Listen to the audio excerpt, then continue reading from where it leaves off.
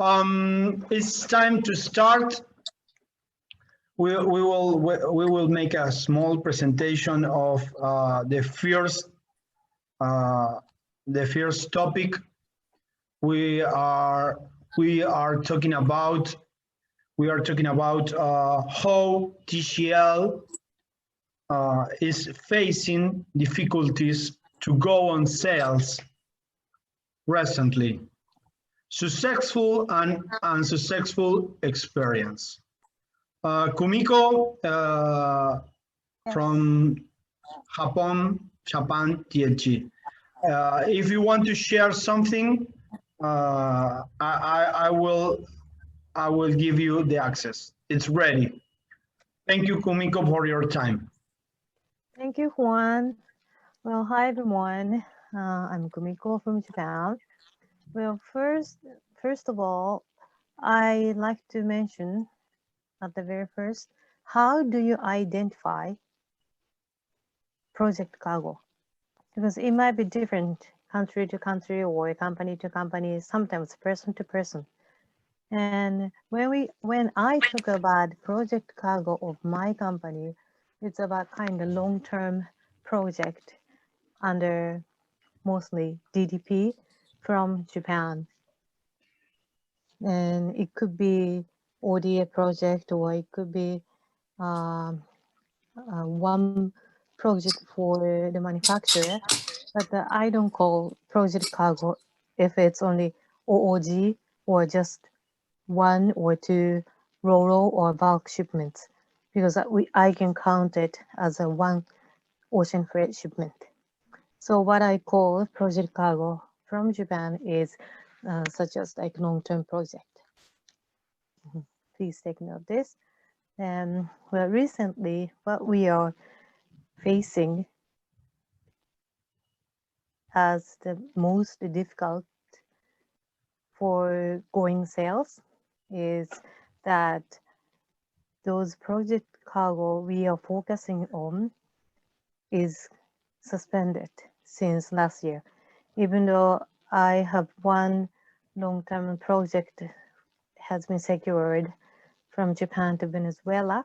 It was supposed to be starting last year, and it was supposed to last for 4 years, but it's already suspended, and then the cargo, the huge cargo, was already in our warehouse since last year, but the customer is paying us a huge storage fee for every month. But even though those project has not started yet. So, but we are trying to go on sales to hunt another new customers. But recently, for those situations in Japan and all over the world, project cargo suspended, and the project cargo teams are having a quite hard time how they can restart this kind of project. That's the one of the hardest situation we are facing right now. But the other hand, we are now trying to focus on not those not long-term project like we are mainly focused on. So now we are focused on some short-term project from Japan, but mainly our project cargo is our 99% is prepaid in Japan. So we are trying to focus on developing on those short-term projects right now. Then when I try to sell project cargo from Japan, I don't know about your company or your countries, but for Japanese freight forwarders, most of the project cargo is prepaid from Japan to developing countries. Then, of course, there is more going on project cargo from or to Japan from developed countries, such as like big cities in the United States or Europe or Asia. But TGL Japan is not succeeded to secure those businesses where most of the Japanese freight forwarder have already opened their own offices in those areas. The reason is that Japanese companies wants to work with Japanese freight forwarder, which is quite the same size of the manufacturers. Then project cargoes manufacturer or shippers or tend to be huge size, and we could not succeed to win the bid. So that's difficulties we are facing right now. And then another experience that bad experience we faced 5 years ago about project cargo. So I like to share this. I think some of your companies don't have liabilities, I think. But 5 years ago, we moved a very huge project cargo for Toshiba from Japan. Then the invoice value was $5 million per shipment. And unfortunately, Toshiba had purchased their marine insurance by themselves because it was under DDP. But unfortunately, the big cargo on the ship, on the Roro, there was unfortunately, they got accident during the transportation from the wharf of Yokohama port to the vessel. There is a way, actually, there is a slope from the wharf to the vessel, and the carriers, actually, the man at the stevedore made a big accident. Then the cargo could not used at the destination site, and the invoice value was $5 million. So we had a very hard time to deal with this damage with Toshiba, but our liability, our house bill can cover $1 million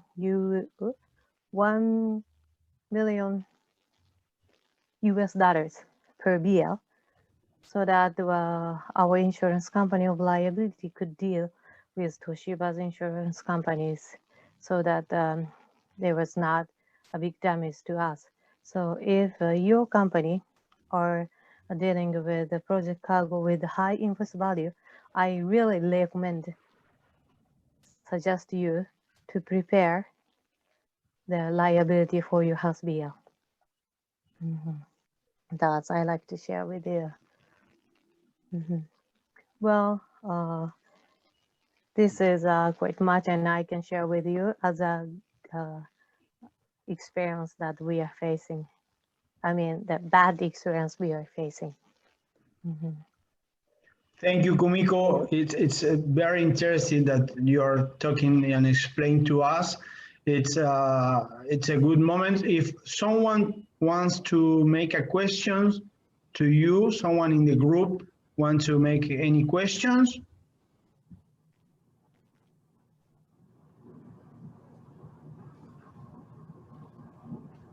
Oh, Tiziano, I can hear you. Hello, Kumiko. I'm just not sure. I'm pretty sure liability means errores y omisiones. Juan, you sure about that? I just want to clear the insurance of liability. It's For errores mistakes. y omisiones. Yes, exactly. That is the meaning. But the problem is that if you have an insurance, okay, but regarding house bill of lading, I don't know in your country, but in Italy, 90% of house bill of lading are really fake and not under fiat real house bill of lading. There's another question, because everybody has an insurance for mistake and liability, but house bill of lading in Italy, as far as I know, 90% of forwarders are using just a piece of paper with your logo on top, not a real fiat house bill of lading with all the insurance protection. Are you sure about that? I have never heard that. Yes, it's true. Is that?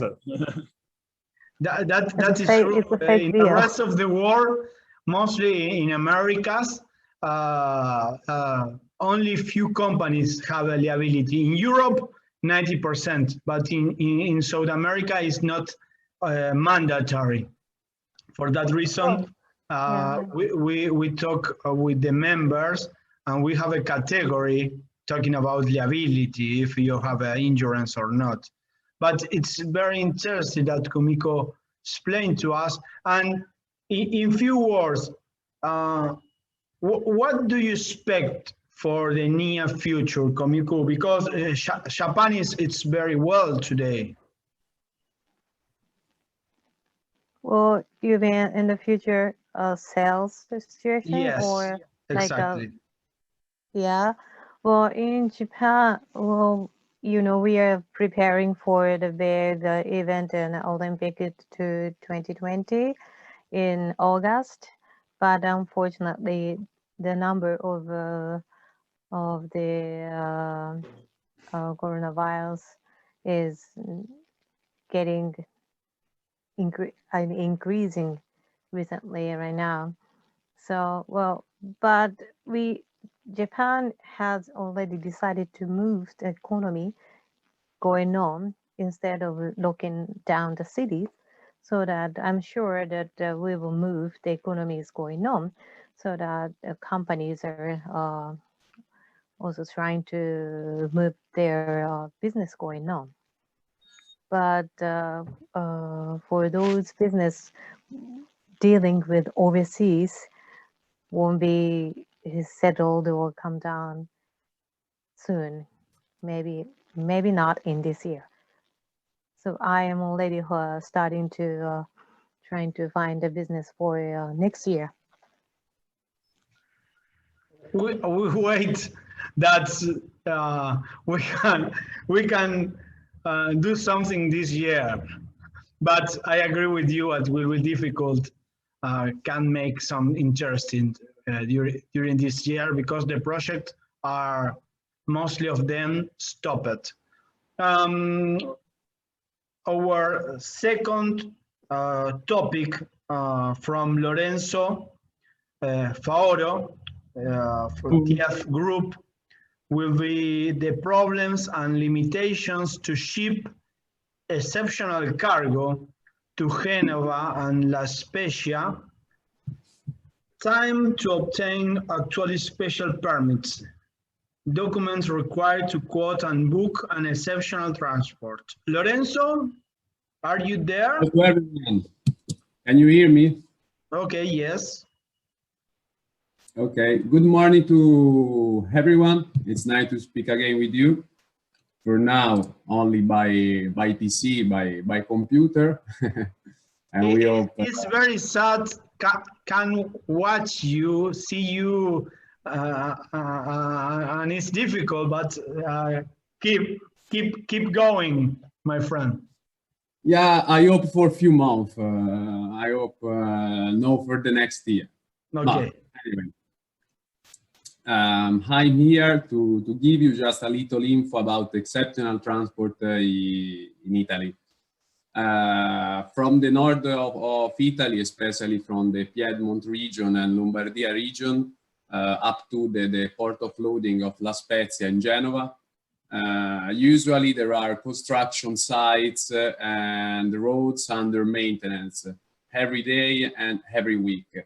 So we must evaluate from time to time if it's possible ship from the Mediterranean Sea, Genova or La Spezia, or if we have to ship from the Adriatic Sea, so Venice, Marghera or Trieste.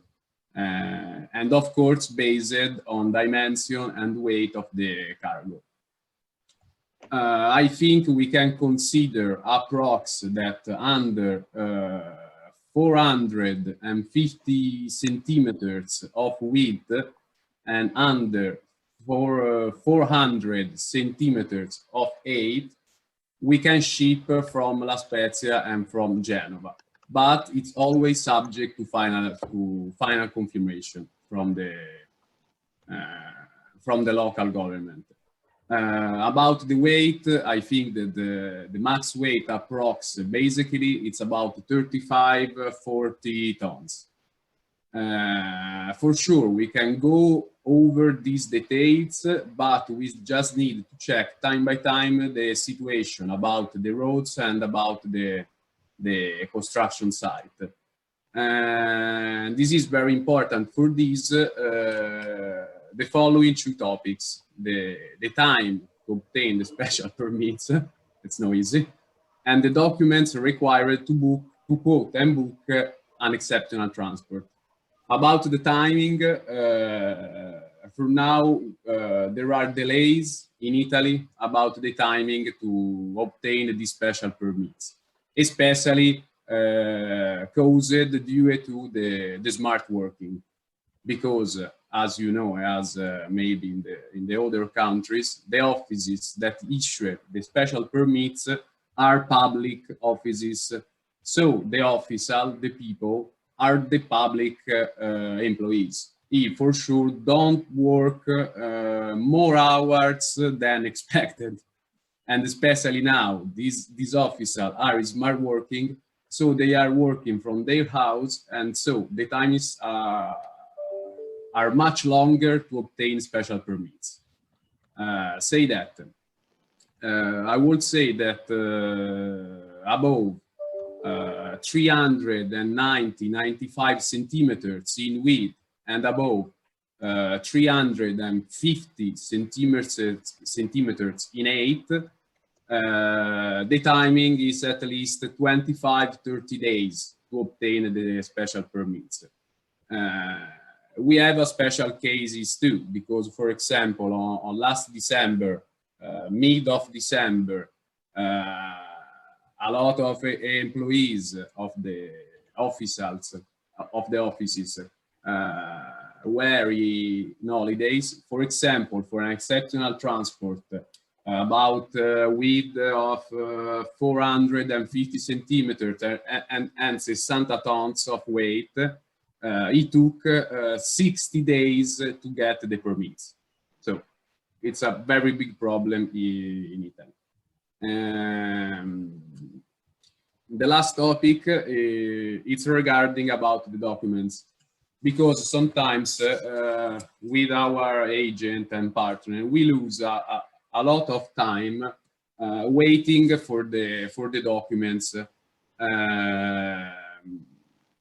A lot of carriers, truckers and maritime carriers don't quote without all the documents and details, such as example, the standard packing list, of course, but very important is the technical drawings indicating the lifting points, the center of gravity, and, if possible, photos about cargo. For sure, if one of our agents needs a very urgent price, we can do that. We can quote in a first step within only the packing list. But in this case, we can check only with a few carriers. So maybe we can lose the cheapest one. And so our rate can seem higher than the real rate. And moreover, when we book a shipment, in case of missing documents, we can lose time to recover it. And if I lose time to recover all technical drawings, photos, lifting point, etc., the timing to issue and to obtain the special permits can be longer than the expectation. So my personal advice is try to obtain all the documents from the customer in order to save time in a first step, and a second step in order to try to find the cheapest carriers, because you know the customer needs urgent service and cheapest rate. So this is my personal advice about the exceptional transport. Thank you very much, Lorenzo. It's very interesting that you're talking about this important point, because in everywhere we find difficult to find authorizations, and the most important thing, we have problems to find space around the world by air and by ocean.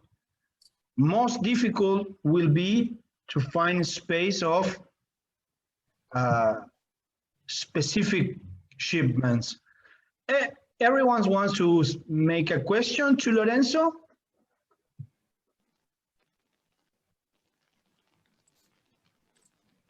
It's open the space to make a questions.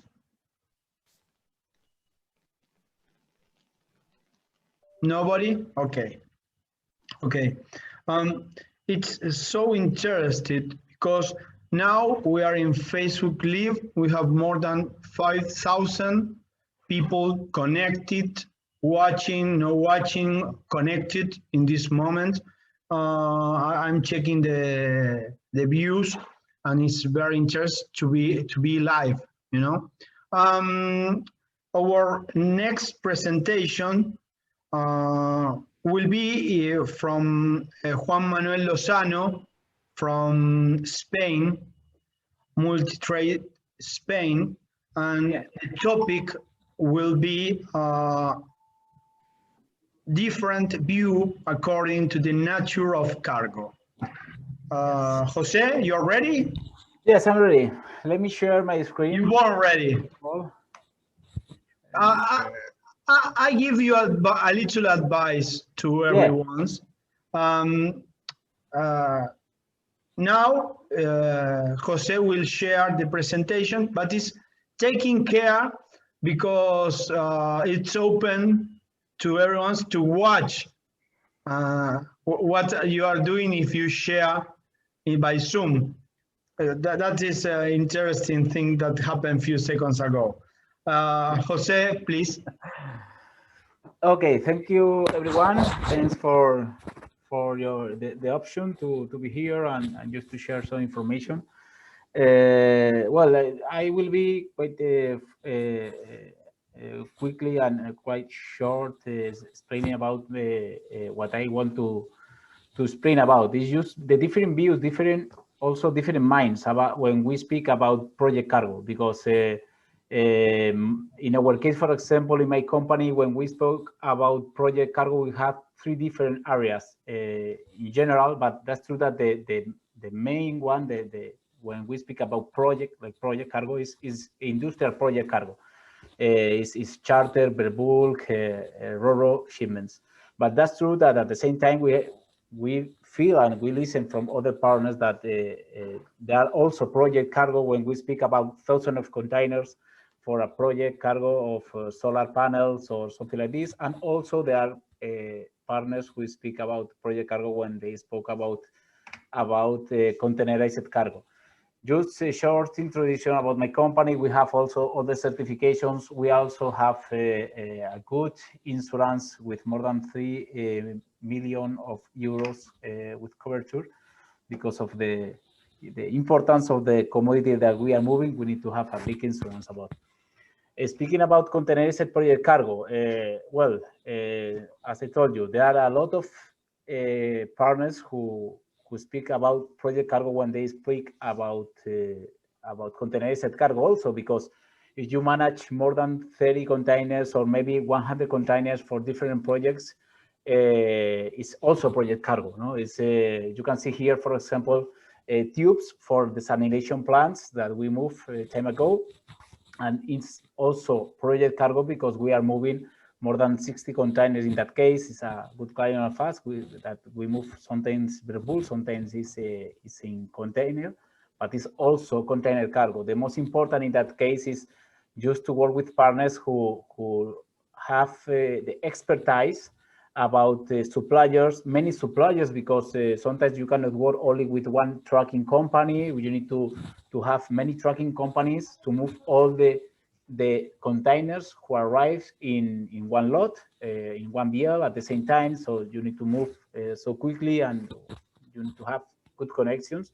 You need to have enough capacity and time reaction, because you know that once the the customs give you green light, you need to run, you need to have also good connections with the customs, because it used to be a big value of cargo. So each custom process could take a lot of time. Here in Spain, for example, any exports if the value of the cargo is more than 300,000 euros, directly is going under red channel, and the customs required to see some documents, to see the cargo, etc. So sometimes we need to get the expertise to recommend our clients to share into different invoices the customs and pass quickly the custom process instead of pay storage.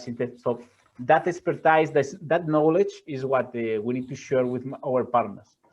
Then also we have another kind of containerized project, that is the oversized project that we handle on flat racks, open tops, or whatever. So also we can speak about project cargo when we speak with, in that case, for example, the second photo is a client that we have for swimming pools, that it's the material that is what is manufactured. The swimming pool is really delicate, so you need to have a good connection, also good warehouses with good knowledge about how to handle this cargo, with enough capacity on the warehouse, with cranes to move this cargo that is not heavy, but is really delicate.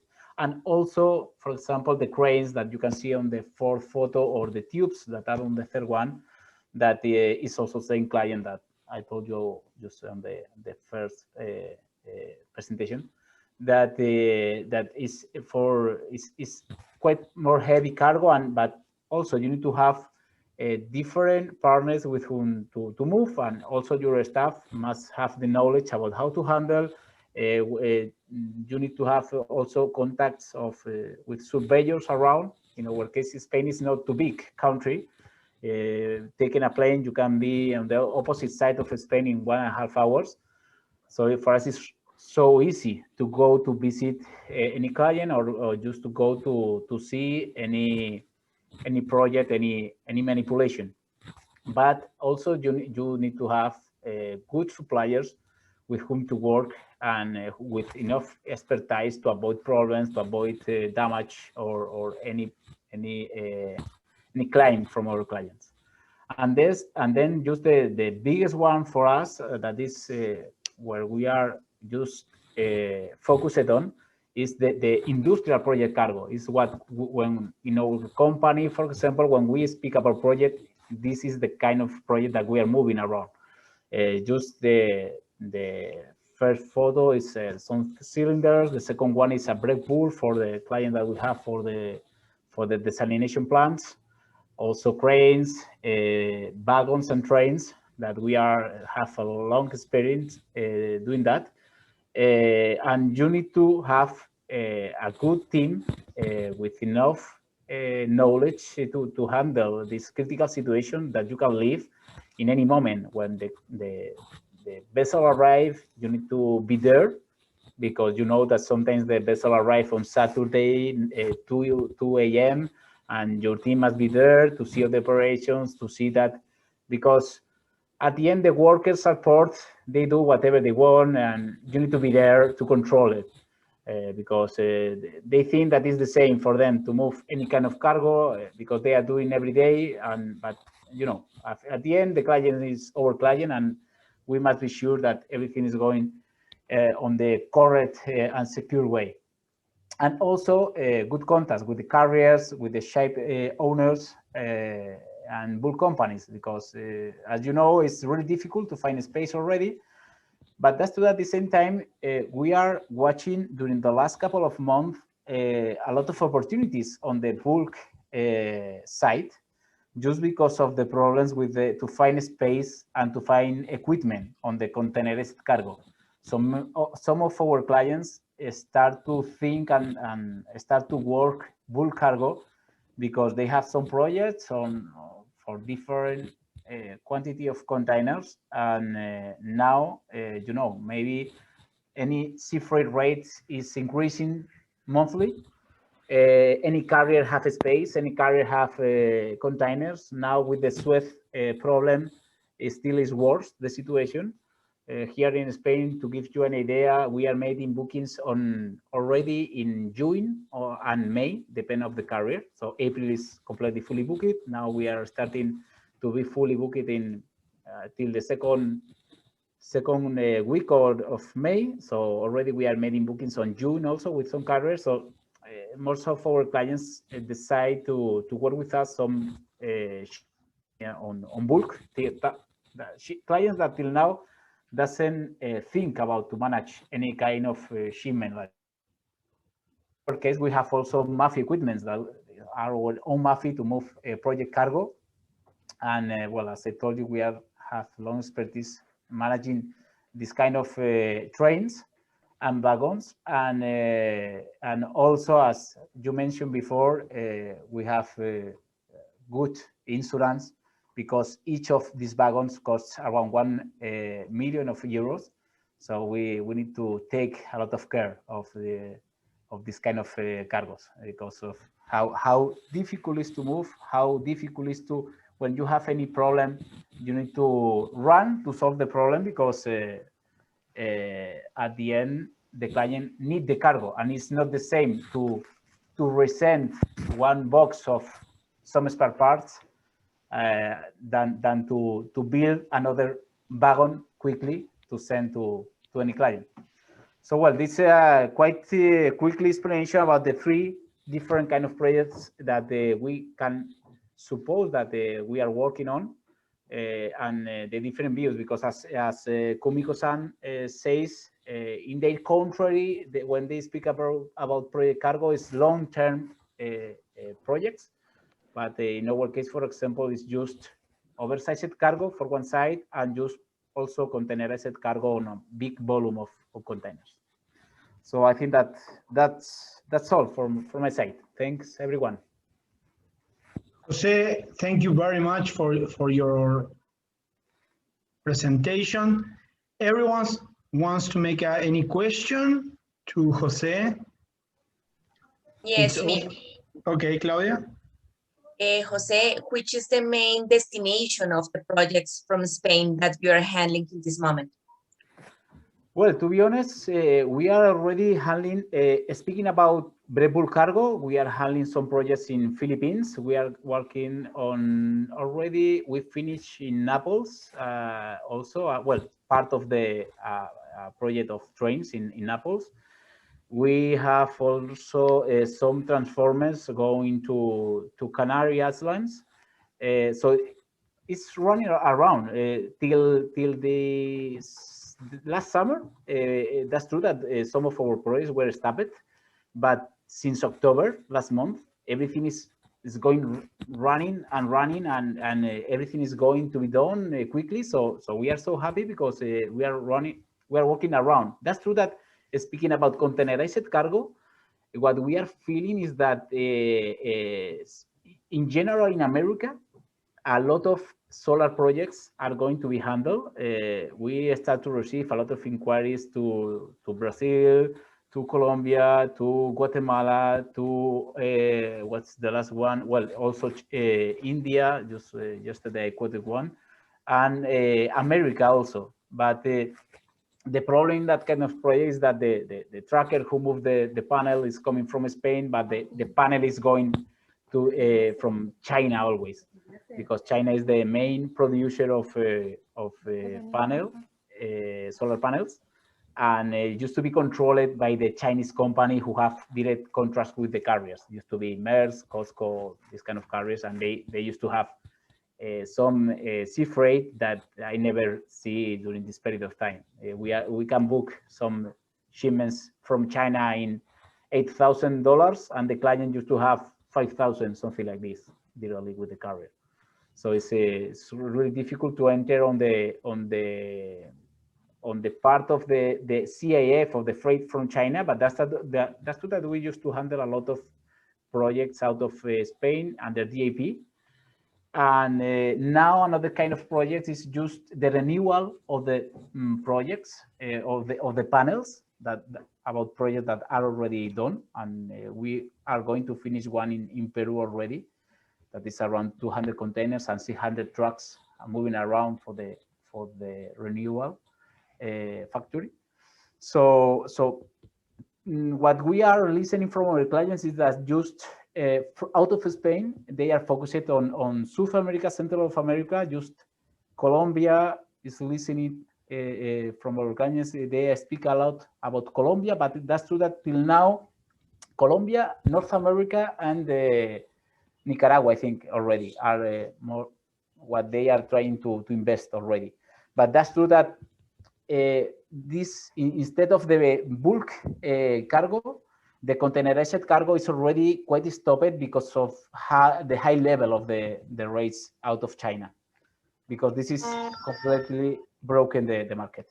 Already today I listened on the news that some of the big companies like Soltec or Solar Pack are losing money during the last couple of months just because of the situation with the freight from China.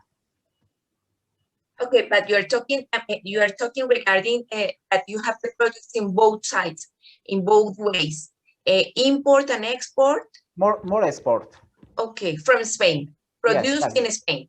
Okay. Yes, Spain and France, because the trains we used to handle out of France. Okay. Yeah. Thank you, Jose. Welcome. Okay, another question.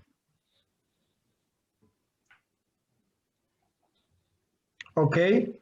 Alejandro Galo, you are ready? Yes, I am. Juan, how are you today? Alejandro Galo from Colombia, Depco Logistic. The topic is Logistic Challengers, Oversize in the Caribbean. The time is all of you, Alejandro. Okay, I'm gonna share my screen. I don't wanna share too much material, but I'm gonna share an overview of the project so you can get an idea of what we brought. We're talking about project cargo, and everyone is talking about transportation, but I think it's not only transportation. When we do project cargo, I do agree with Kumiko, it's a long-term plan. When we do project cargo, we need to go with the customer, we need to accompany the customer in every step, not only transportation. For example, I'm gonna try to be more specific about the challenges, because we recently made a project in the island of San Andres. It's a whole recycling plant, which is gonna bring a lot of benefit to the island. It's gonna turn their waste, which is a problem now in a Caribbean island, into energy. So we're turning a problem into a solution. And the investment was public and it was pretty big. So we can consider it a project, even though there weren't that many containers per se. We're talking about 4 open tops, 3 flat racks, and 4 40 standard containers, the whole project. Data that I described would be this. All this cargo was what it arrived in these, how would I say it? In these containers, okay? The challenge, this is what I want to speak about, is not only logistic, it's also customs wise. We haven't spoke about customs, but customs are a part that are really, really important in project cargo. Why am I saying this? Because we managed to get a tax exemption for this cargo because it was such an important project for the community that we were able to import it zero cost. We didn't pay any taxes, we didn't pay any duties. That had to be taken care of by planning ahead. I'm really sorry about that, guys. Just a second. What happened? We're in lockdown here, so sorry, say my bad. We're in lockdown here, so I'm working from home and someone is calling. It's the problem of the home office. Yeah, that's the problem of the home office, because we're Amazon is calling this weekend. I'm really sorry about that. So the idea would be to try to help the customer in every step. What we did extra other than transportation in this project is customs. As I said, we didn't pay any duties or taxes, which was pretty good. Also, what we did is we helped with the cranes. Cranes in San Andres were a bit of a pain. Why am I saying this? Because when we talk about projects, some destinations have a specific, how would I say this? Problems, specific needs. For example, in San Andres, there are not that many cranes that can download this cargo at site. In fact, we had to take one of the trains at the port and we had to dismantle it and take it to the site to be used.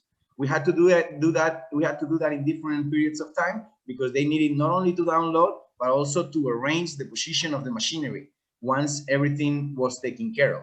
Because now you see all this site, but this used to be all vegetation, all green. We began in this project when it was like the middle of the rainforest.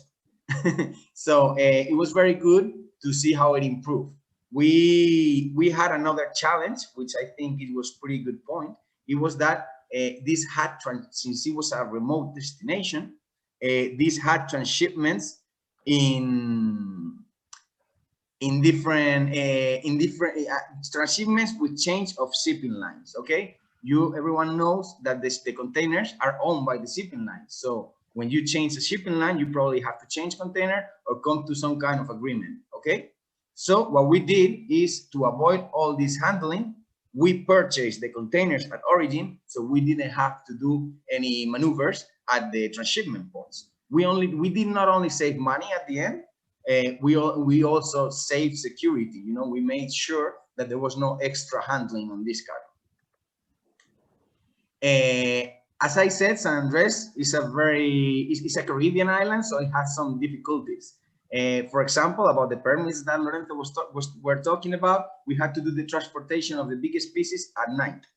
And even though you don't believe, it may be hard to believe, but in these places, some of the logistics are done in an informal way. For example, the lighting cables, the palm trees, they were taken out of the way by someone on top of the machinery while transported with a stick. It was pretty rudimentary, but there was no other option to do so. We did have the permits, we had to do it at night, but still there were two people on top of the machinery with the sticks, taking the cables to a higher level so the cargo could go through.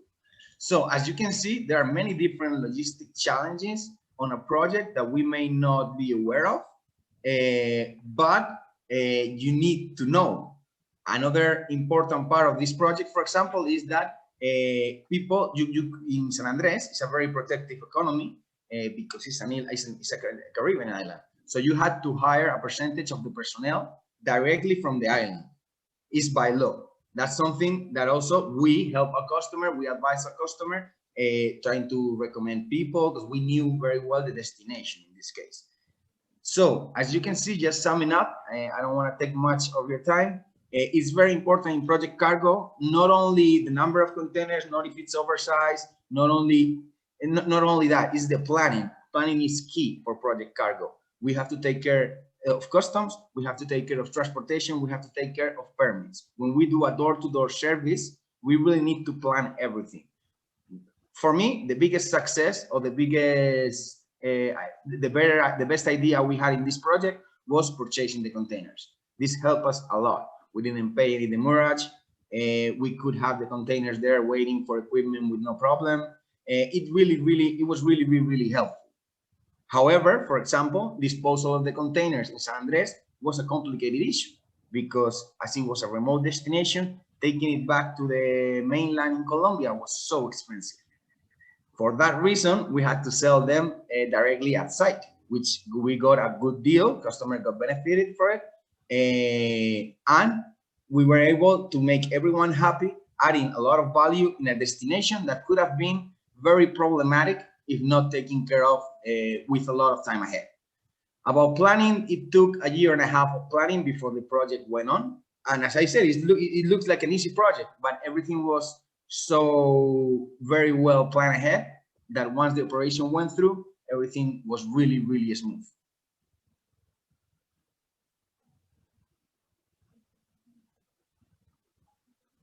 For me, Juan, in this case, I don't know if anyone has any questions, but that would be the overview that I wanted to show everyone to get into your mind that destinations are not always as simple as it looks like, because all the freight is taken care of at origin, but at destination, you still need to deliver to sites that may be really difficult to deliver, or maybe really difficult to get the right equipment to download, to discharge this cargo. Like I always say, it's very, very important. Explain to our customers the difficult and the different situation that they can suffer during this kind of project cargo, because sometimes it's so difficult to manage so many different things that we know to manage, no, in this kind of things. Hasta el 19 y el 20 tengo que entrar a trabajar. Hasta el 19. Thank you, Roxana, talking with Juan Carlos. Any question for Alejandro?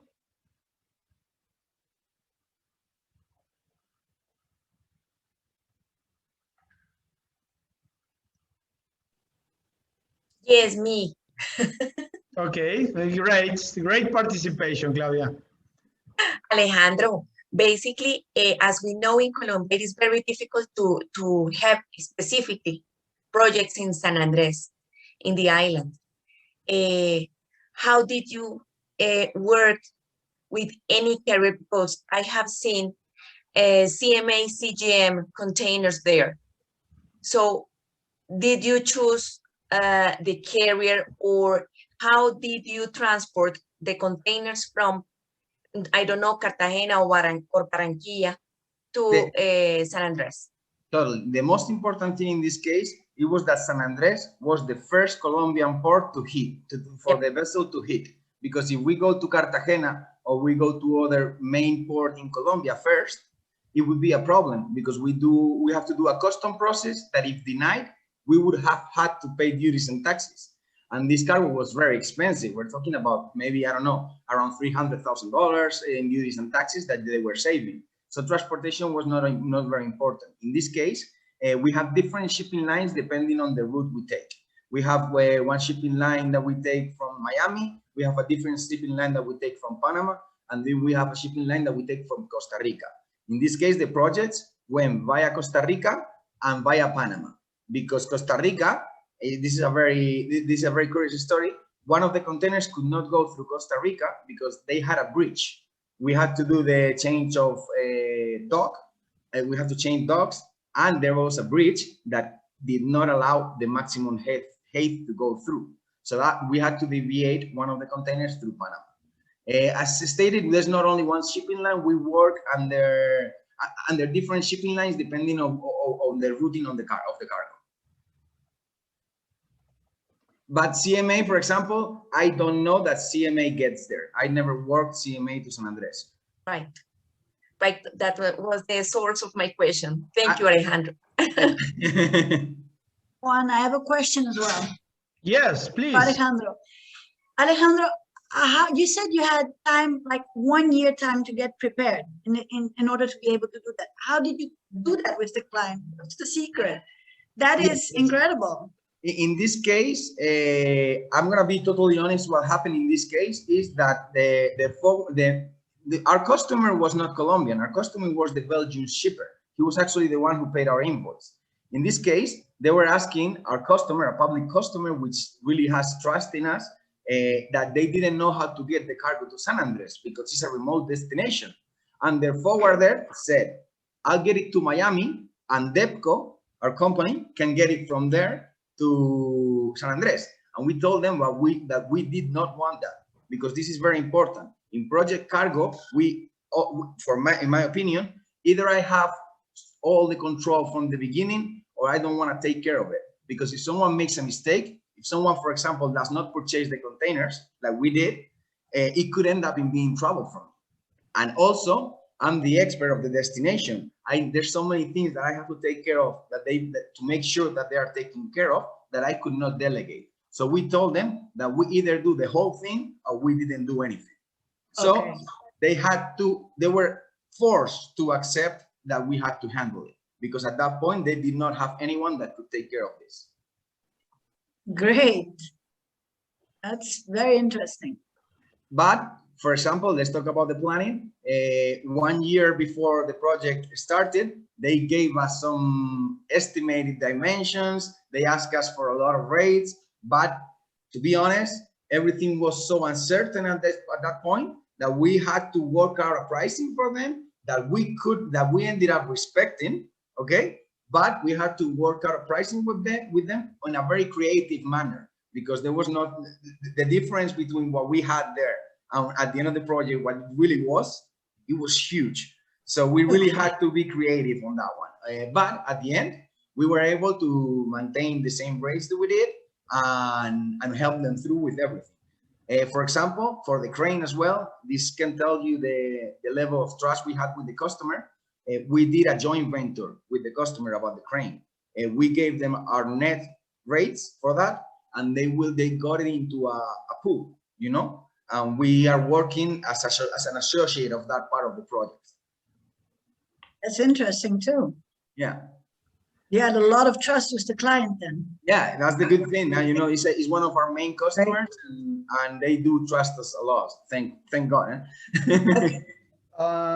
Thank you, Alejandro Galo, another agent from Spain, like Jose.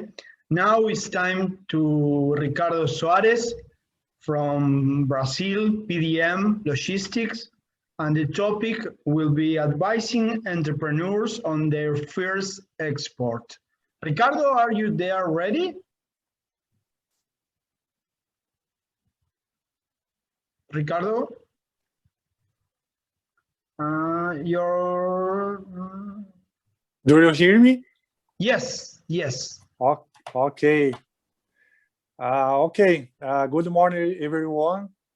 Thank you very much for this opportunity. I'm very glad to share our knowledge with our partners and members in America Alliance. Let me introduce myself. My name is Ricardo Soares from PGM Brazil. We are in São Paulo City. We are freight forwarder with a large experience in project cargo. In my professional career, I have been moving all kinds of project cargo in air and ocean.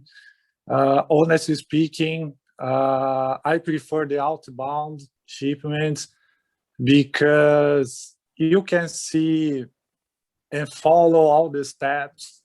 See the quotation, you can visit the supplier, you can see the goods, check the documents, find out the suitable crane, check the customer's clearance, etc., etc., etc.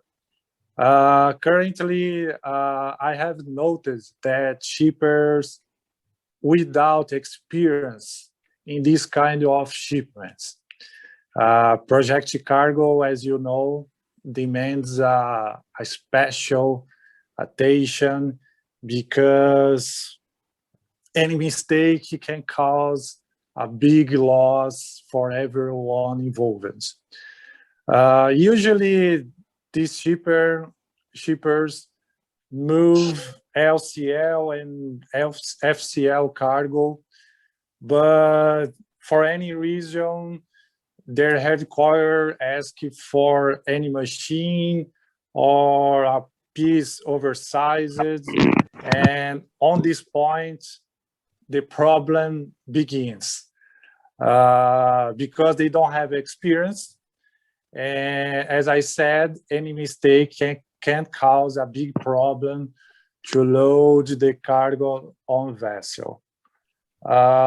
It's common, even in FOB income term, the shipper calls with a lot of doubts and ask our assistants to explain the procedures.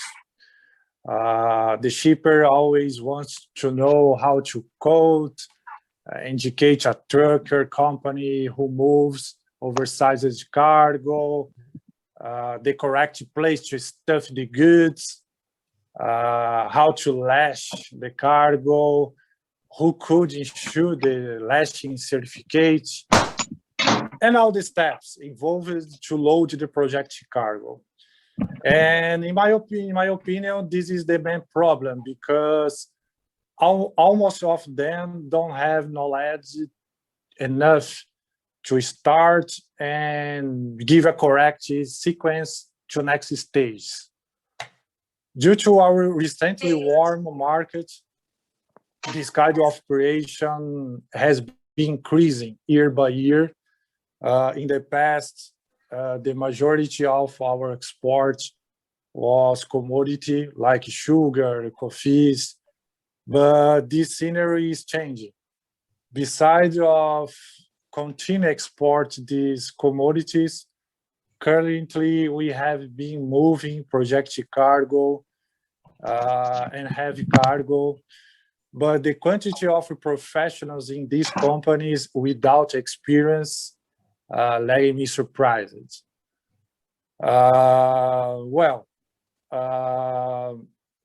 I could tell you thousands of stories in these cases, but I would like to know if our members face the same problem in your side, if you have the same situation like me. Well, this is my brief presentation, so I would like to hear our members. Thank you very much, Ricardo. It's nice to see you and meet you. Someone of you wants to make a questions, or where is Justo? In the car. Okay.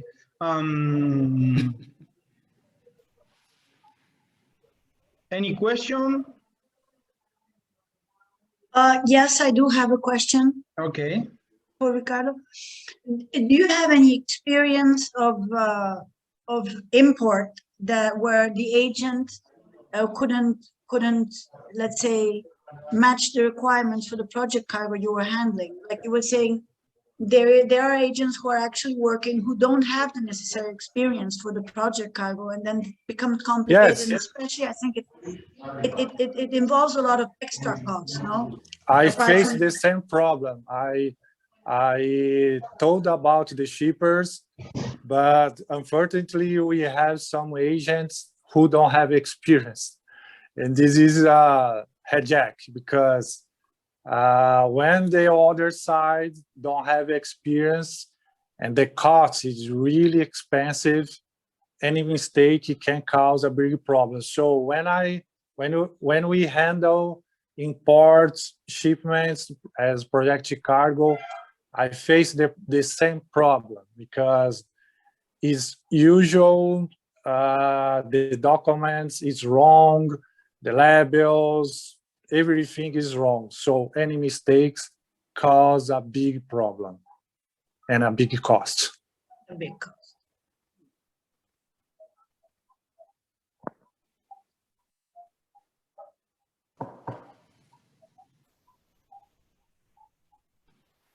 Well, I don't hear you. Thank you very much, Ricardo, because any additional questions? Sorry. Okay. Puedo fallar. Nobody? Okay. 25 years ago, the first friends who talking about project cargo, I can't believe that that kind of things can happen. But today, after a lot of things, a lot of problems, and a lot of situations, my big and old, very old friend from Real Madrid, but he live in Houston, Rafael Sanchez, is here. He wants to take from ACME today. He talked about fracking and specific overweight things. I don't know if you want to speak in English or in Spanish, but I know that you are from Venezuela. Perhaps you know that many language. Thank you very much. Rafael, it's your time. Thank you, Juan. How you doing, guys? Nice to see you, everyone, again, and hope to see you soon, face to face, and some finish all these pandemic problems. As I once said, well, you made me old, Juan. I mean, 25 years is a long time. Kind of feel long time. But yes, a Venezuelan guy with in the heart of Texas, and yep. Working in a project since many years ago.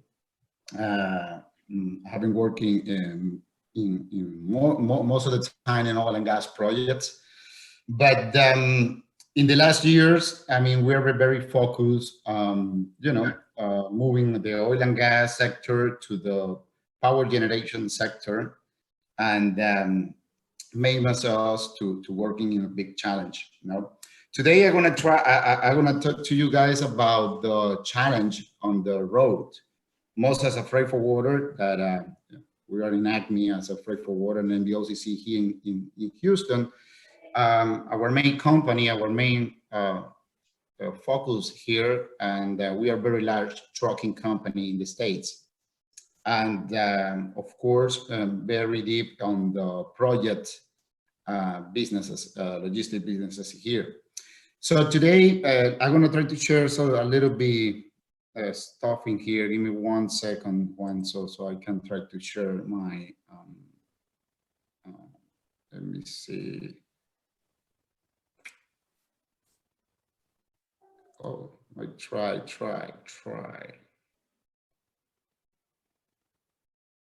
Give me 1 second. I try to share my screen, but I can't find the.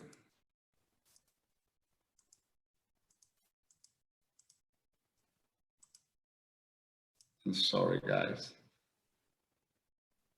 Juan, could you give me permission to share? Oh, got you here.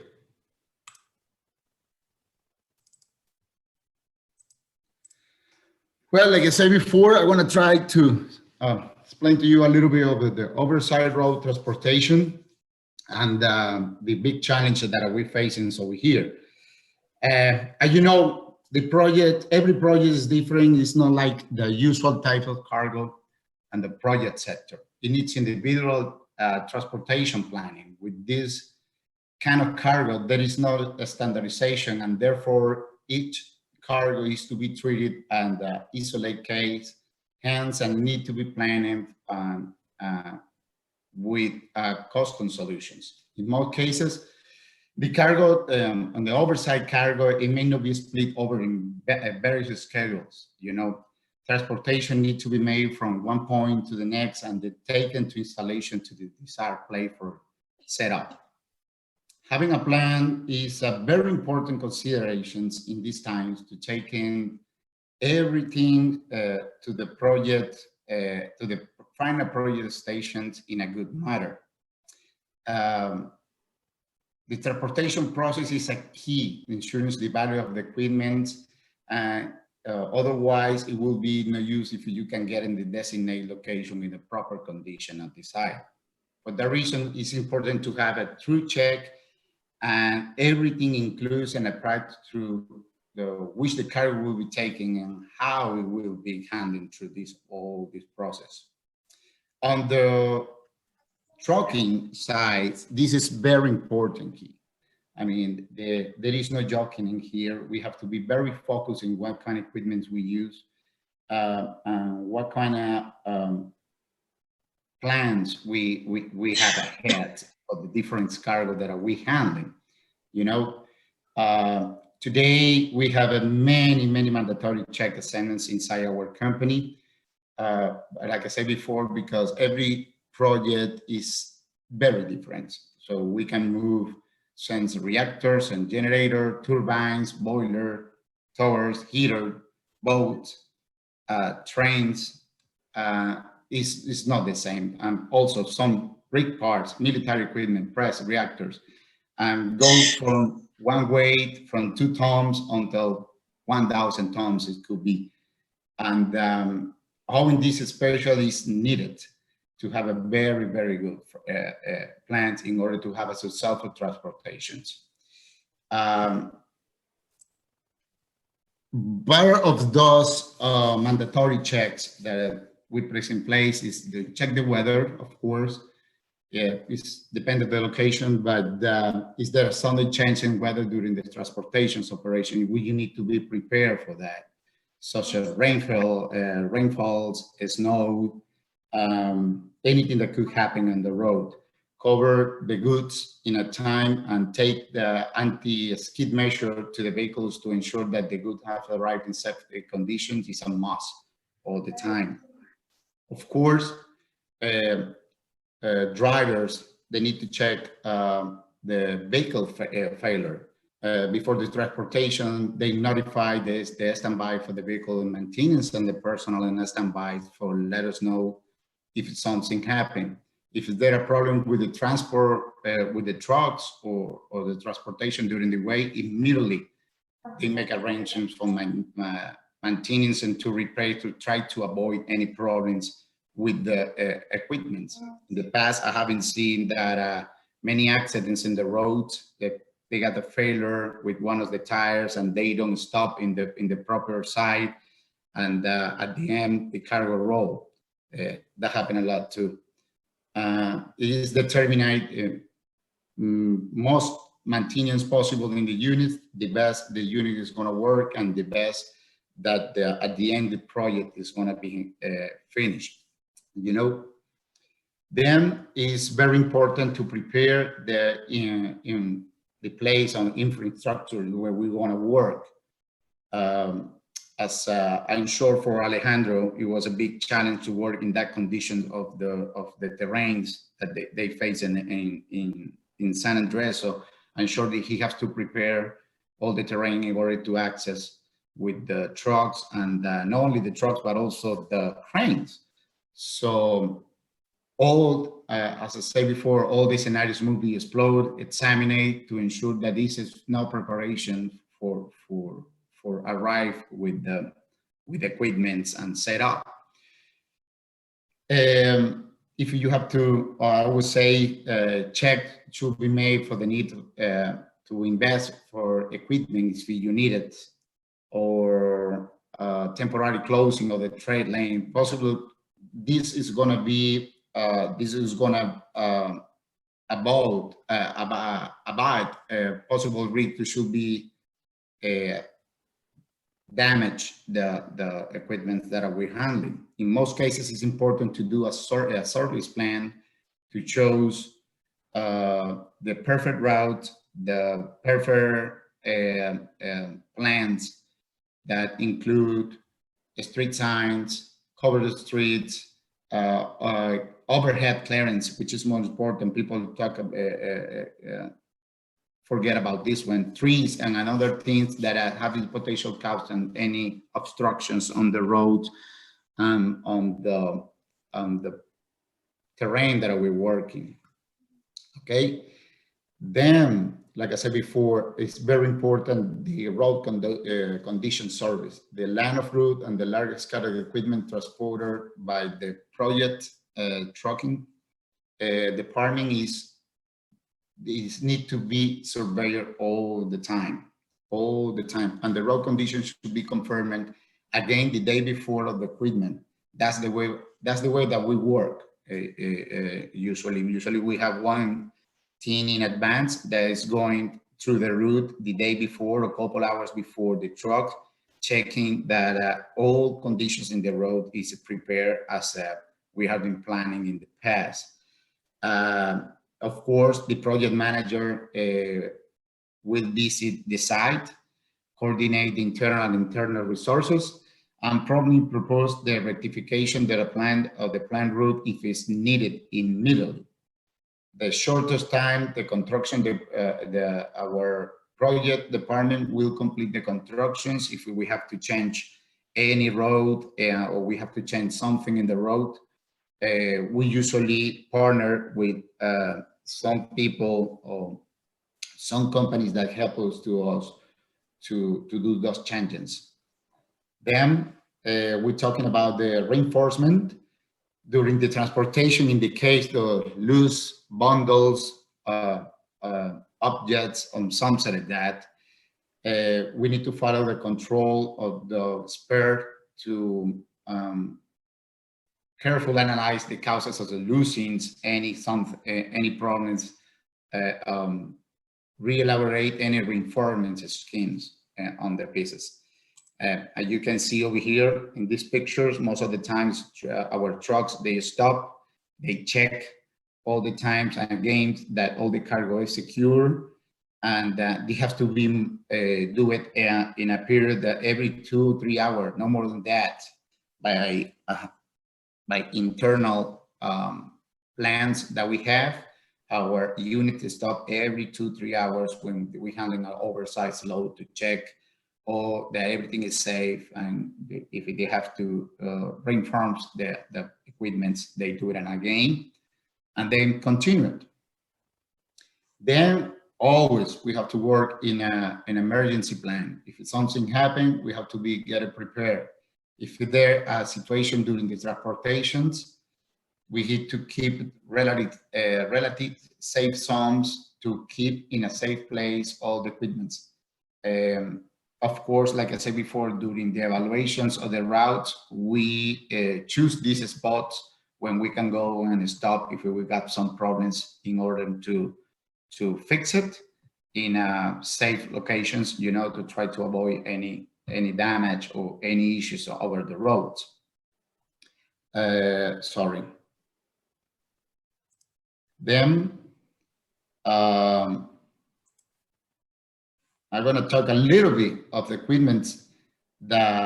Sorry, let me go first with this part because it's very important.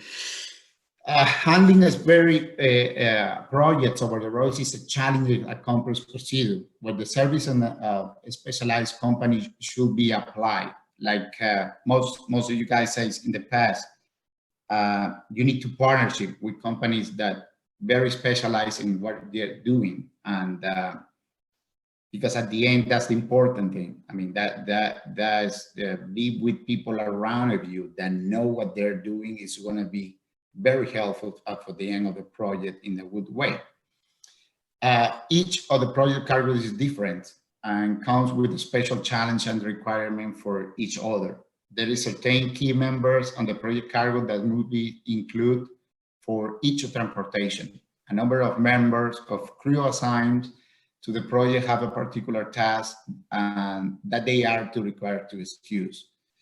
The project manager in charge of loading the cargo has the responsibility of the procedure, should be have to check and overview all the results. Additional, all the operators involved in the operations for the cranes, for one operating ballast system and spec over should be managed in all the situation. A lot of preparation for the loading of the process must be done to avoid any damage for the cargo and transporting the platforms and all the equipment. Most of the, like I say, always, project cargo should be moved in a safely secure manner. A very important consideration to make in the project transportation is ensuring the safety and the workflow during the loading procedure. The cargo should be well secured to prevent any fatalities leading or the loss of the vehicles, life, cargo, or even case situation of the environmental hazards. Project cargo is complicated, guys, and costly, and means that it cannot be readily picked from a warehouse and dropped in one location. It's need a lot of preparation. The heavy lift cargo in most cases customize orders and take a long periods of time to manufacture. That's so important that we need to be prepared and know what we are doing. Therefore, the teamwork, I believe, is the more important thing. The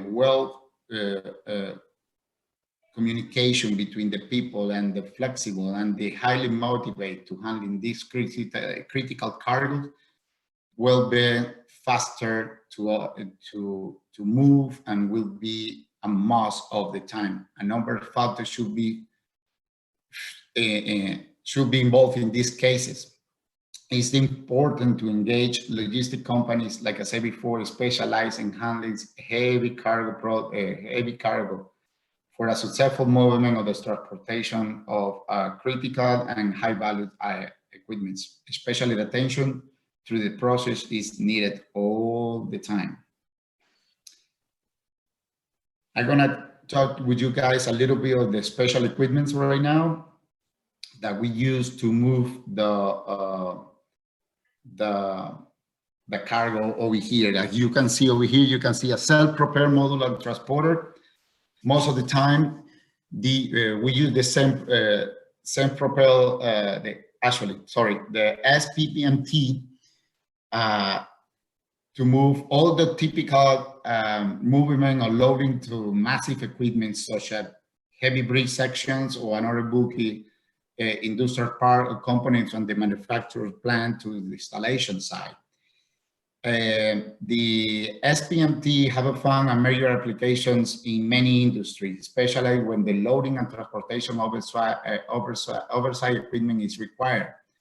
Most of the common areas that we use, we apply, include the oil and the constructions industries, the wind power sector, the shipyards, and the offshore industry and plants construction sites.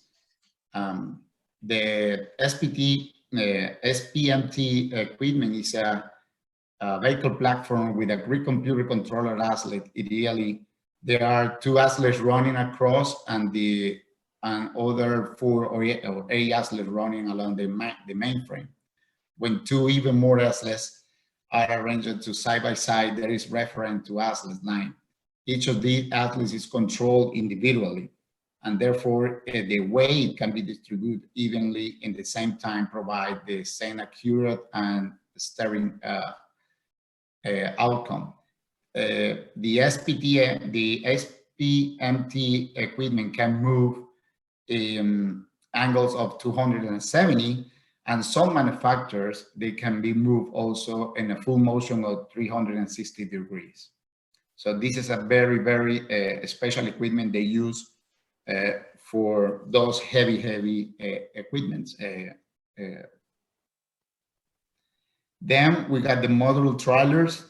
As you can see over here, there doesn't have too many axles for this one, but they have the capability to be adapted, and not only to the road, but also to the equipment that they loaded. As you can see in the left side, and the picture on the left side, it can be extended until to 60 and 70 foot long, and that you distribute all the weight all around.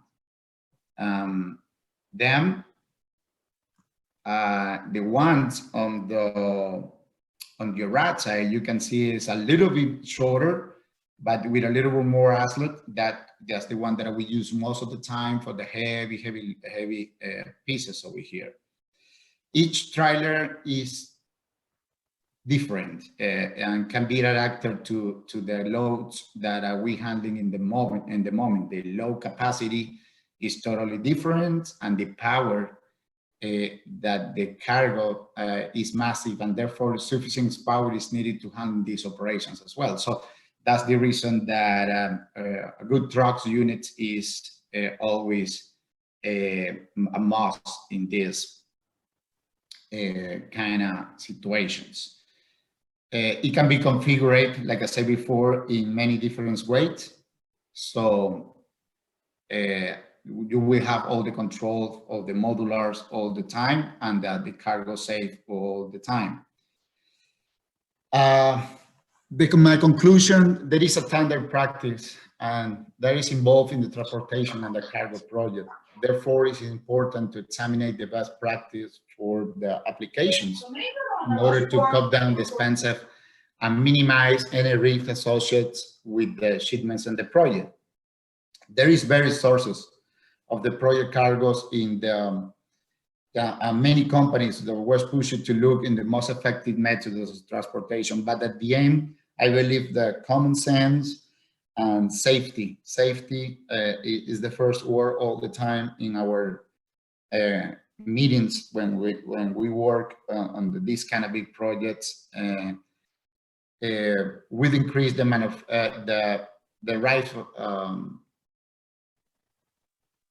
easy way to move these massive structures.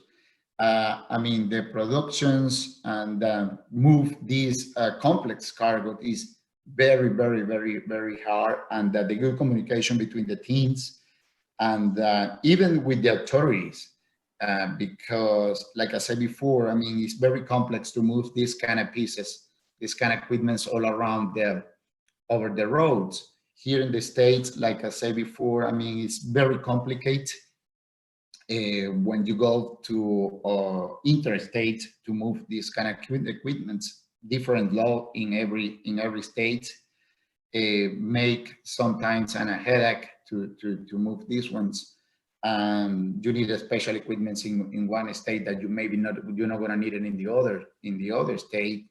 And just give an example, in some loads you're going to need escort in Texas, but if you move the cargo to Missouri, you're not going to need anything to Mississippi, sorry, you're not going to need escorts in Louisiana. So you need to have a very good communication. You need to have a very good knowledge about the road rules, and like always say, safety is the more important thing. Safety first, secure your cargo, guys. So that's that's the end of my presentation. Thank you very much, Rafael. Any question? Houston is one of the biggest place of project cargo. For that reason, we already have booked bulk cargo in 2020. Yeah, Houston at this time, guys, is the major project cargo in United States. And we're planning, as the Port of Houston is planning right now, and a new expansions in the terminals.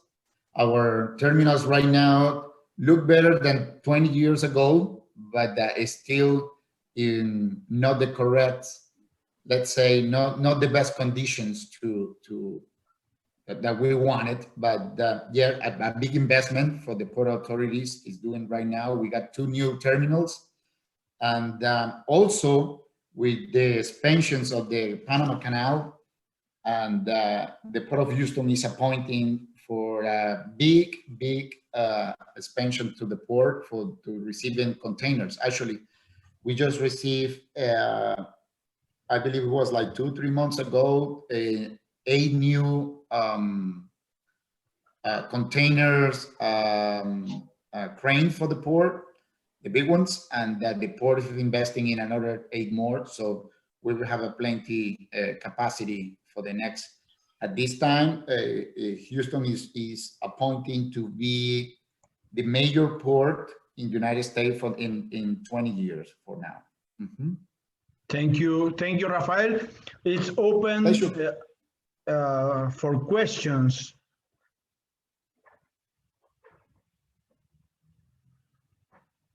Rafael, the 24-wheeler you had on the picture, your beautiful 24-wheeler, how much does that cost? A lot of money. That is not mine. I want to know how much that would cost. A lot of money, darling. There's a very expensive equipment, and it must be. It must be. But to be honest with you, it's not equipment that you use all the time. It's a very expensive toy. So we and the company, I didn't find the picture for what we have in fact, but we and the company, we have only one at this time. It's sitting actually in our office in one of our terminals in north of Texas. But yeah, it's a very expensive toy. I don't have in my mind how much it costs, but I know it's very expensive. Okay. Yeah, it must be. It must be. It's a beauty. Thank you. Okay. Edwina is trying to take your time, and this is a moment of Edwina from Paraguay, from the company Always Cargo, and she wants to talk about the difficult of the project cargo coming from the Mediterranean country. I don't know if it's open in this moment if you want to talk in Spanish or English. In our schedule was in Spanish, but if you want to speak in English for the rest of the world, it's open. Up to you. I'll do it in I know English. that your English is better than me, and for that reason, and you're a specialist, or perhaps in Germany. No, I can't do German, my friend. I'm sorry. I'll bring my son. He'll do it, but I can't. Okay. Or Marcus should do it then. I'm going to make a brief presentation of the situation of Paraguay. We don't have a seashore, and therefore this is a sort of, let's say, different situation for ro-ro and break bulk cargo. Obviously, it becomes a little bit more complicated than operating directly on the seashore. Paraguay has been growing steadily in international commerce and economically. Apparently, as per statistics, and I say as per, it's been the 5th economical growth in all of South America. It is relatively steady as far as the currency, and it's been a country who has traditionally developed, let's say, the river barge, due to the lack of seashore and being a river port. But it is developed for 2 reasons, basically. One of the reasons is, well, illegal commerce, let's say contraband and drugs, which have had an extreme importance on the volumes Paraguay has moved previously. And we are talking about movements we could compare maybe to main ports like Shanghai or Hong Kong at the time, like 25 years ago, 30 years ago. Due that we were obviously sending goods to Brazil, to Argentina and other countries, not for Paraguay, basically. But the interesting part is that developed the river barges, and actually today Paraguay has the 3rd fleet of the world in sea barges due to one of the reasons that illegal commerce, and the second is the impact of the oil crisis, which gave a renewed interest in limiting costs and doing it by river barge and lowering costs. So the main access are Rio Paraguay and Rio Paraná. Basically, Rio Paraguay has no hydroelectric built on it, so that's the one that is used for the commerce from Uruguay, from Montevideo, through Rio de la Plata, coming down. And we will see what are the problems we have thereafter with Rio Paraguay. So let's go to the shipping lines, which provide ro-ro and break bulk service to Paraguay. We have very limited options, maybe not like other countries. This is different for us. We have a monopoly of Grimaldi, which is basically the only service we have from the north of Europe, Mediterranean and Africa. In the north of Africa and Africa. This is the only shipping line who will offer a ro-ro service to us. And that's actually important because it making them a monopoly, they decide on prices, they decide also on basically the local charges down to Paraguay and the unloading at terminals. And it has, when there is no competence, it actually does restrain and limit at certain point. The inconvenience also is that we have a limitation as far as length is considered. Grimaldi will basically accept without analyzing or without special authorization cargo till 19.5 meters long. Anything that is bigger than that is subject to be rejected. Therefore, in specific cargo, be it construction, turbines, and other things, industry, sometimes it becomes very complicated to be able to do the project because you're already limited by the shipping line to go to Paraguay. And then we'll see other limitations that come through the terminals. We have a height limitation to 4.20 meters, which is also to be taken in account. And anything that goes over that height has to be authorized again, which doesn't mean it cannot be done. It means to say it becomes much more complicated and becomes much more expensive. And you have to be creative, like Alejandro said, you have to invent things sometimes. You have to sometimes dismantle and do other kinds of things in order to be able to bring it.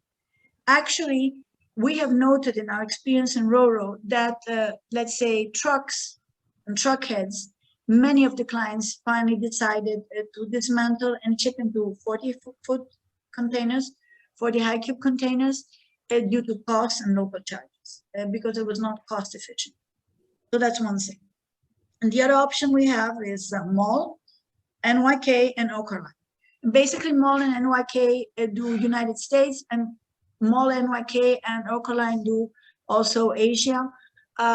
Technically, what happens is most of the allotments are restricted. So there we have a new problem, a new inconvenience for Roro cargo and breakable cargo to Paraguay is it's very difficult to get space and to get rates and to get options because zero KM machinery, cars, and equipment are already space directed. They will be the first ones to get the option to be loaded on the vessel.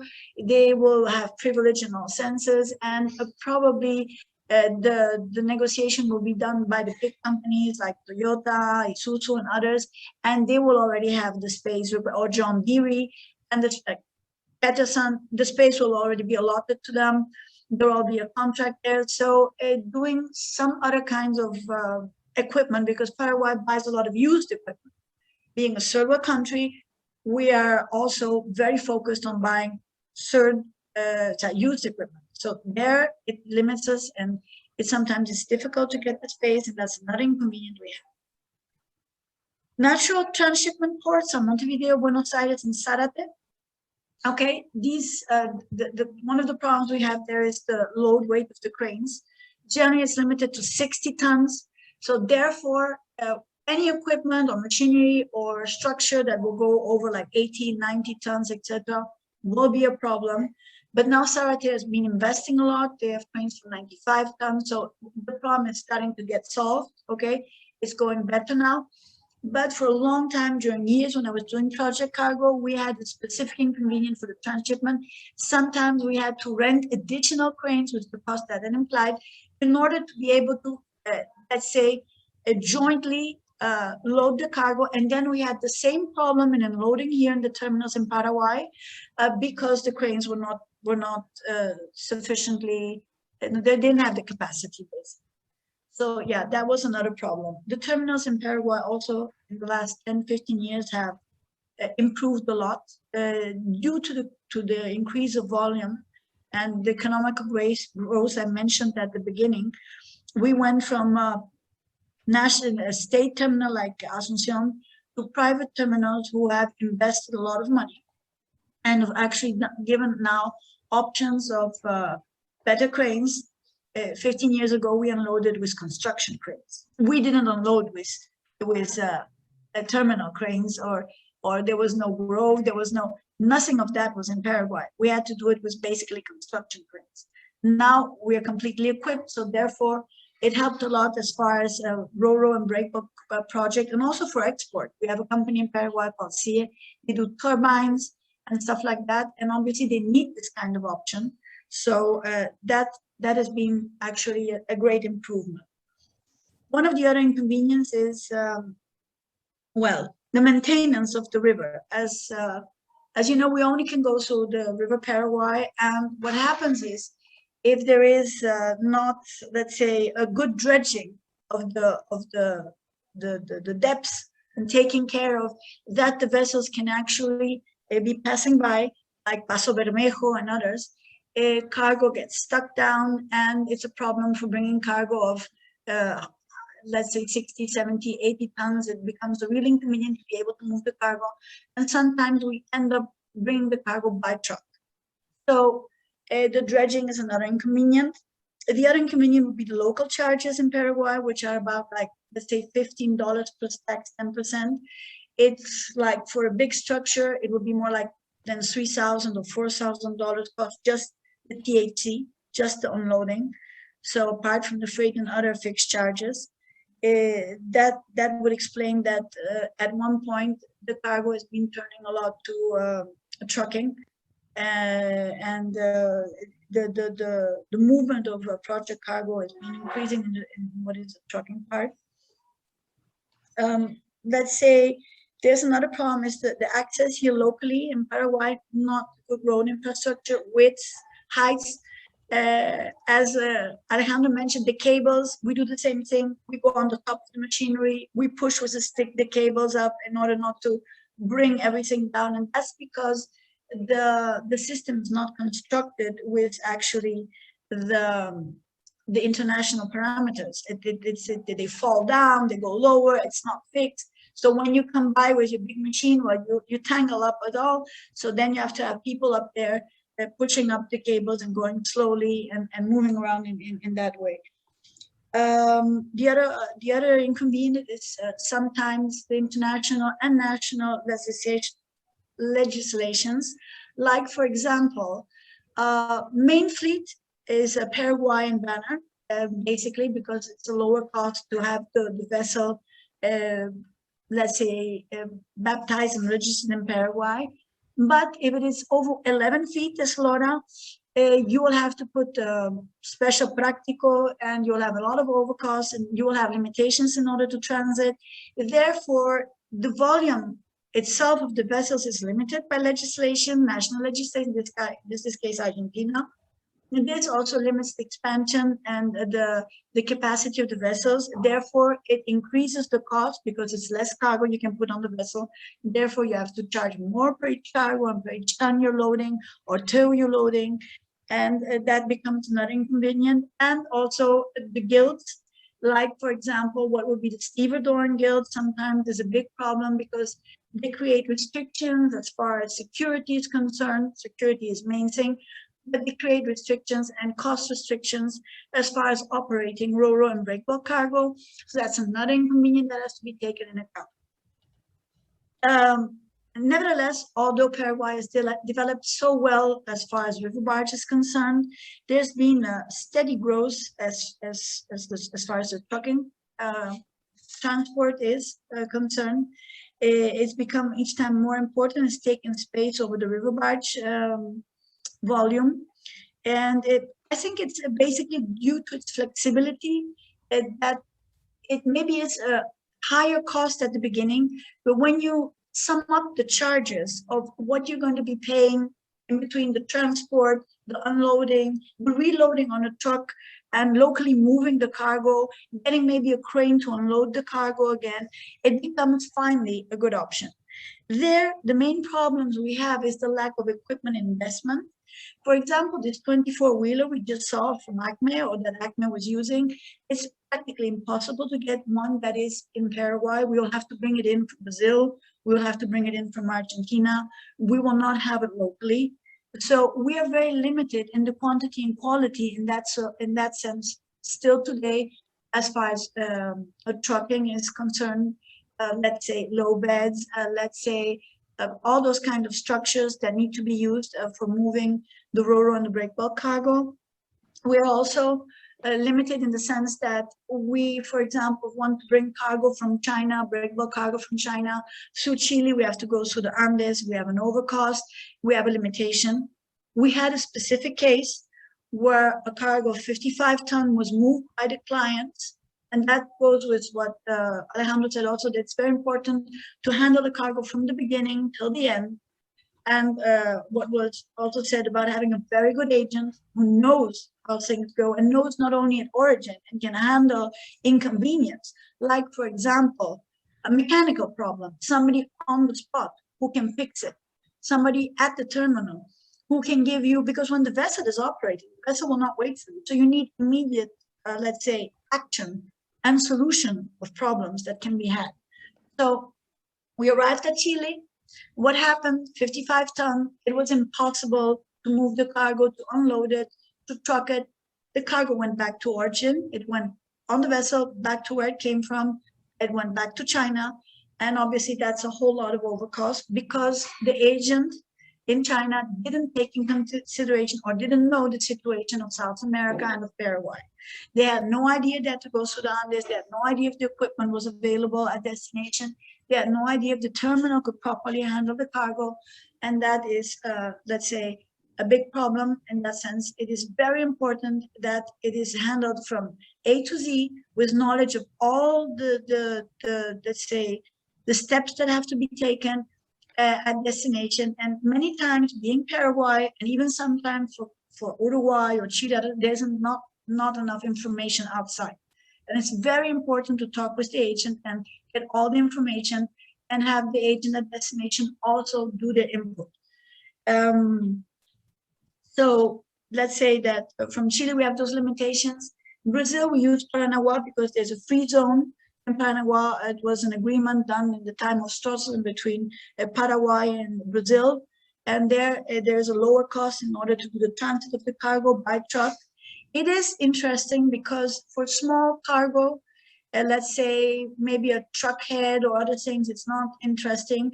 But cost effective, if you have, let's say, a project cargo, or you have a huge truck, or you have a huge construction machinery, and you're going to Asunción, or even more if you're going to Ciudad del Este, which is much closer, you unload in Paraguay, you load on the truck, you will get the truck in Brazil, there's a lot of options there, and you will go directly, you will avoid unloading charges at final destination in the terminals of Phoenix, Caco, Pemi, Villeta, and others. And you will pay more expensive than the truck, but you'll have a lower sea freight down to Paranaguá. So it becomes cost effective. And that's, let's say, one of the things that we always tell our clients when we are requested Ro-Ro cargo. And finally, what I think is important here to say is that Paraguay, being a small country, being a country that is limited as far as big projects are concerned. There were immense projects when they were doing obviously how do you say it, the dams, but then, and now we have the Costanera and some kinds of things like that, but obviously it has been slowly but surely being more limited. There are less things being done, and there's not much renewal as far as the state or investment, although they've been working on the roads basically. And there's private investment as far as constructing buildings and other things. In the last 5 years, it's gone down a lot.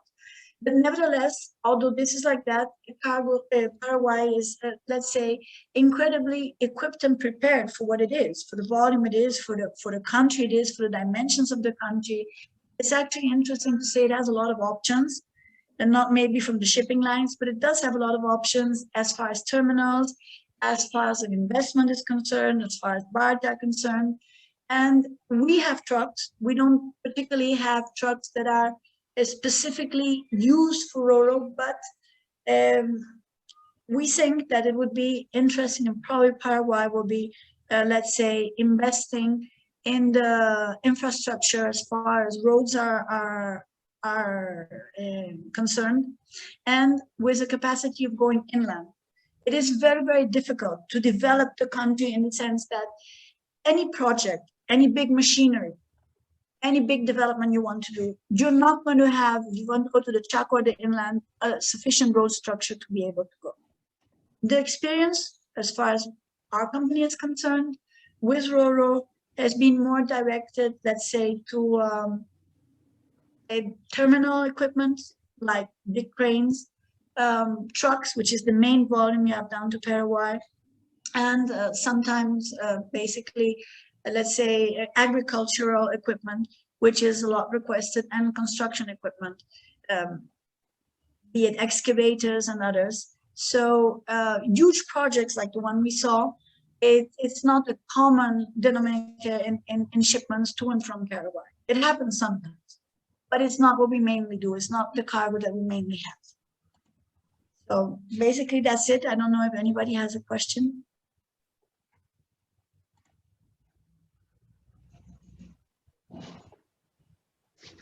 No question, very clear. Edwina, was a fantastic presentation. Thank you, Juan. Any question for at once and choose and third? I am very happy because this is a very, very professional group, and we are very, very happy that how this activity is going on. We have a lot of views in Facebook Live, and now the last one presentation from Vanessa Woto from Argentina, Sky Cargo. and she will talk, yes, Lorenzo.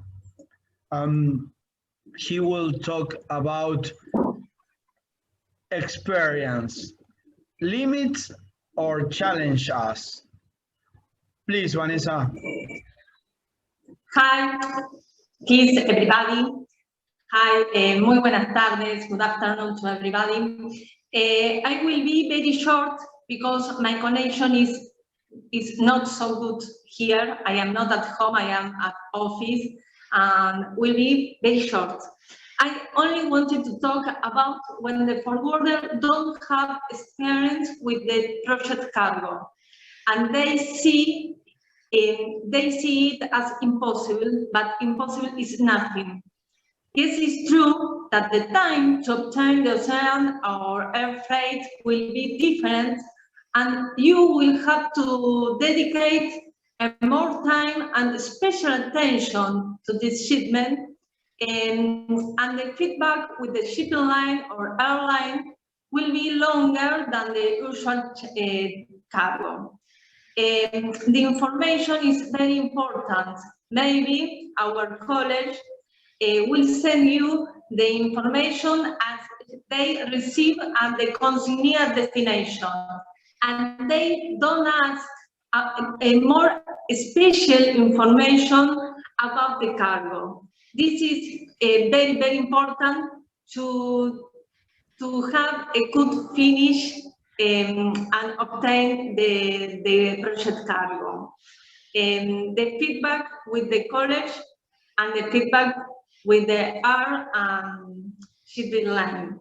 That is all. Eso es todo lo que les quería decir.